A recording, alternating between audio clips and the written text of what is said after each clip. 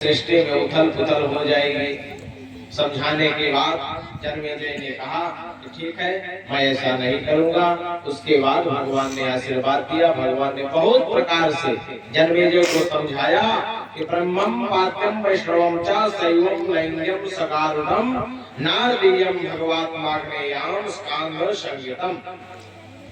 जिस प्रकार सौनकाद ऋषियों को सूत जी महाराज सुना रहे थे, वो कथा बताते हैं कि परमात्मा में एकाकार प्रीति करके और भगवान का हो करके जियो।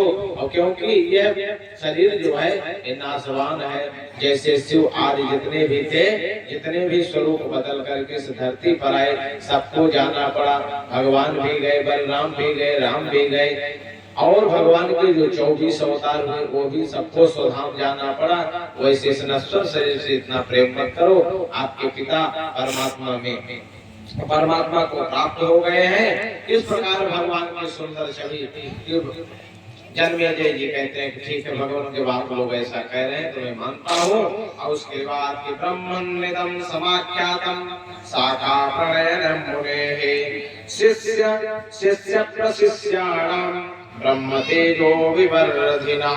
सौनक जी कहते हैं कि व्यास जी ने जो शिष्य परंपरा के साथ यह पुराण आदि की संरचना की है, यह प्रसंग सुनने के बाद ब्रह्म तेज की अनुभूति करना चाहिए। क्योंकि यह ब्रह्म तेज के स्वरूप में श्रीमद् भागवत महापुराण साक्षात स्वयं कृष्ण हरि भगवान श्री कृष्ण की ही बांक विग्रह है।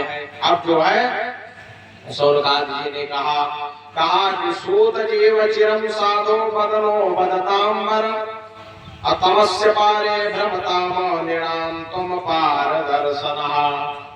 सौनकाद ऋषि को सूत जी महाराज बताते हैं कि हमारे कंडे मुझे कैसे चिराई हुई।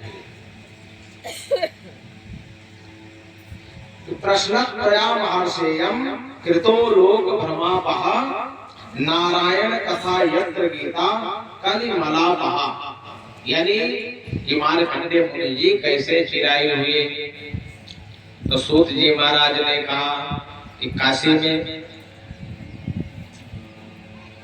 एक ब्राह्मण थे, उनका नाम था मृकंड।